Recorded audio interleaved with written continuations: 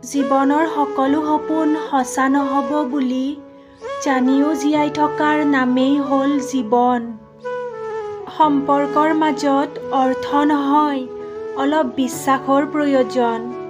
ভাল পোৱাৰ কাৰণে ৰূপ নহয়, এটা সুন্দৰ মনৰ প্ৰয়োজন।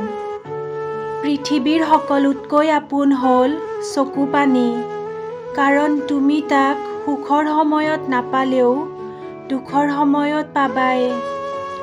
পুৰণা হ'লে অৱহেলা বাঢ়ে, সেইটো কিবা বস্তুৱে হওক বা মানুহ। ইনকাম নাথাকিলে এটা সময়ৰ পিছত নিজৰ পৰিয়ালৰ লগত থকাটোও কঠিন হৈ যায়। যেতিয়া কাৰোবাৰ লগত কথা কোৱা অভ্যাস হৈ যায়, তেতিয়া কাজিয়া কৰিও ভাল লাগে, কিন্তু এদিন কথা নহ'লেই বহুত কষ্ট হয়। জীৱন জ্ঞানীৰ কাষত এটি উপহাৰ, মূৰ্খৰ কাষত এটা নাটক, ধনীৰ কাষত এটা খেল, আৰু দুখীয়াৰ কাষত এটা যুদ্ধ। মানুহ কি অদ্ভুত প্ৰাণী, ডুবি গ'লে পানীক দোষ দিয়ে, উজুতি খালে শিলগুটিক দোষ দিয়ে। কৰ্মৰ দোষ ভাগ্যক দিয়ে, কিন্তু নিজৰ দোষ কেতিয়াও দেখা নাপায়। মই স্বাৰ্থপৰ নহয়, মাথো সিহঁতৰ পৰা আঁতৰি থাকোঁ, যাৰ কাষত মোৰ কোনো মূল্য নাই। মন বেয়া থাকিলে শান্তি বিচাৰি তুমি গোটেই পৃথিৱী ঘূৰিলেও তুমি অশান্তিয়েই পাবা। জীৱনত যিমানেই ভাল কাম কৰা তুমি, চবেই পাহৰি যাব, কিন্তু এটা বেয়া কাম কৰি চোৱা, মুহূৰ্তৰ ভিতৰত ৰেকৰ্ড হৈ যাব। এইটোৱেই বাস্তৱতা।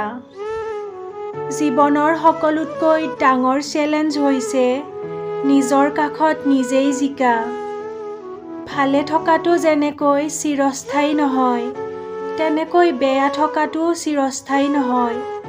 মাজত মাথো ধৈৰ্য ৰাখিব লাগে। জীৱনটো সৰু, বেয়া চিন্তা বাদ দিয়া আৰু ভাল কাম কৰি যোৱা। যিয়ে তোমাক কেয়াৰ নকৰে সিহঁতৰ সংগ বাদ দিয়া আৰু সিহঁতক লৈ সময় পাৰ কৰা, যিয়ে তোমাৰ সকলো সময়ত কাষত আছিল। এটা মানুহৰ বেয়া সময় গোটেই জীৱন নাথাকে। বেয়া সময় পাৰ হৈ ভাল সময় আহিবই, সেয়েহে ধৈৰ্য ধৰা আৰু কৰ্ম কৰি যোৱা। জীৱনত দুটা কথা শিকি থোৱা, প্ৰথমটো চুপ থাকিব শিকা, দ্বিতীয়টো ক্ষমা কৰিব শিকা, কাৰণ চুপ থকাতকৈ ডাঙৰ কোনো উত্তৰ নাই আৰু ক্ষমা কৰাতকৈ ডাঙৰ কোনো শান্তি নাই। কাৰোবাৰ অধঃপতন দেখি আনন্দ প্ৰকাশ নকৰিবা, কিয়নো ভৱিষ্যতে তোমাৰ কাৰণে কি প্ৰস্তুত কৰি ৰাখিছে সেই সম্পৰ্কে তোমাৰ কোনো জ্ঞানেই নাই।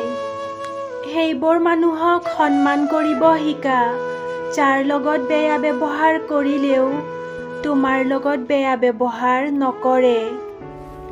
পঢ়া-শুনা কৰি জীৱনত উন্নতি কৰা, কিন্তু কাৰোবাৰ কান্ধত থিয় হৈ ওপৰলৈ উঠাৰ চেষ্টা নকৰিবা।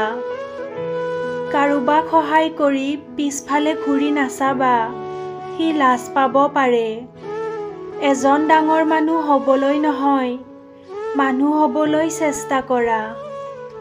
কথা হজম কৰিবলৈ শিকা, এইটোৱেই এটা ডাঙৰ গুণ, তোমাক জীৱনত জয়ী হোৱাত সহায় কৰিব। জীৱনত এনেকুৱা কৰি দেখুওৱা, যিয়ে আজি তোমাৰ ফোন ৰিচিভ কৰা নাই, সি যেন এদিন তোমাক বিচাৰিব লগা হয়। কেতিয়াও তৰ্ক কৰি জিকিব নাযাব, তাত আপোনাৰ সময় অপচয় হ'ব। আপোনাক যিসকলে বিশ্বাস নকৰে, তাত আপুনি নিজকে প্ৰমাণ কৰিব নাযাব। সিহঁতৰ কথা বাদ দিয়ক, নিজক বিশ্বাস কৰক। নিজৰ প্ৰতি বিশ্বাসে আপোনাক সকলোৰে মাজত বিশ্বাসী কৰি তুলিব। এই পৃথিৱীত সকলো ধৰণৰ অপৰাধৰ বিচাৰ হয়, মাথো মন ভঙা অপৰাধৰ বিচাৰ নহয়। কাৰণ ইমান ডাঙৰ অপৰাধ বিচাৰ কৰাৰ ক্ষমতা মানুহৰ নাই। গোটেই পৃথিৱীক পোহৰাই তুলিবলৈ যেনেকৈ এটা সূৰ্যই যথেষ্ট, ঠিক সেইদৰে গোটেই জীৱনটোক সজাবলৈ এজন নিজৰ মনৰ নিচিনা মানুহেই যথেষ্ট।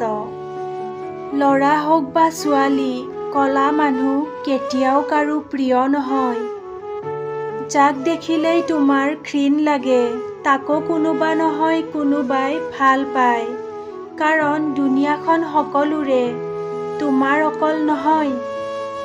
কেইটামান সত্য কথা, বেছি কথাই সন্মান নষ্ট, বেছি মৰমত সন্তান নষ্ট, বেছি নিমখে আঞ্জা নষ্ট, আৰু বেছি ভাল পোৱাত জীৱন নষ্ট।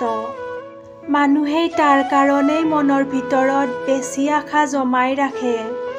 যাক নাপাব বুলি জানিও মূৰ্খৰ দৰে তাৰ কাৰণে অপেক্ষা কৰে।